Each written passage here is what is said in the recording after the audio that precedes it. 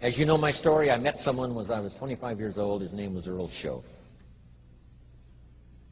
who dropped into my life at an extraordinary time. So key phrase, timing has a lot to do with it, and who knows, part of the mystery of time, the timing. Part of the timing one I just had that experience that I've shared in other seminars when the Girl Scout knocked on my door. And I walked to the door, and she gives me the big pitch on the Girl Scout cookies, best organization in the world for girls. Got several flavors, time to buy the cookies, only $2. And with a big smile, she very politely asked me to buy. No problem, I wanted to buy. Big problem, I didn't have $2 in my pocket. And I didn't want to tell her that. So I did what I thought was next best. I lied to her. And I said, hey, look, I've already bought plenty of Girl Scout cookies. We've still got plenty in the house we haven't eaten yet. She said, oh, that's wonderful. Thank you very much. And she leaves. When she leaves, I say to myself, I don't want to live like this anymore. I mean, how low can you get lying to a Girl Scout? I mean, that's low down. I told myself that day, this will never happen to me again. One of those experiences. It's called like life-changing. I said, I'm going to search till I find better opportunities so my pocket won't be empty and the bank account won't be empty and I won't be so far behind on my promises to my family. And it was shortly after that I meet Earl Schoaf, who taught me how to be wealthy, who taught me how to change my life. So who knows what the connection is, right? Someone says when the student is ready, the teacher will appear. You know, I don't know all the mystery of that. But anyway, it seems like some of those things uniquely happen. But it was Mr. Schoaf over a 5-year period before he died at age 49 who taught me some extraordinarily simple things. He only went to the 9th grade in school, never finished high school, never went to college, never went to university. So he put his ideas and his experiences in very simple language, which I think for me, you know, kid from the farms of Idaho, that simplicity was so important. Because if it would have been technical, I'd have missed it. If it would have been mystic, I would have, backed away. But it was just basic, blunt, ABC, familiar stuff that I hadn't thought of before. And he did start to remind me, and those ideas changed my life. Mr. Schoaf was the one when I said, this is all they pay. He said, you've been working 6 years, Mr. Rohn, how come you're not doing better?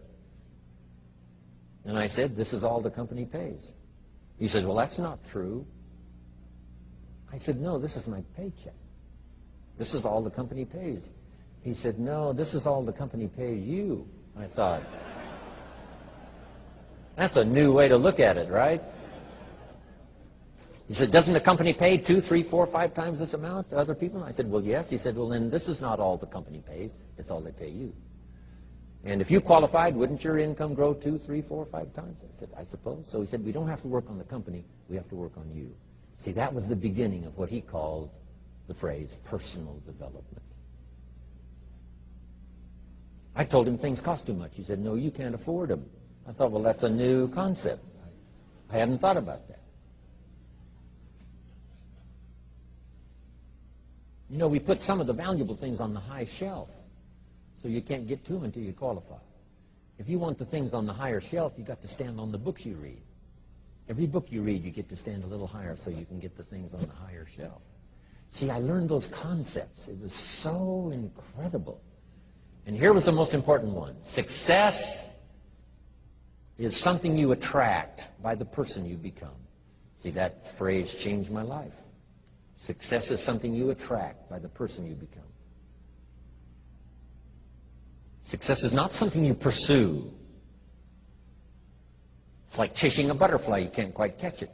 Success is something you attract by becoming an attractive person. See, those were new concepts to me. I'm just working hard trying to make a living. Here's what he said to me. This changed my life. I got a chance to teach this in Moscow and across Russia. 3 visits, now the 4th.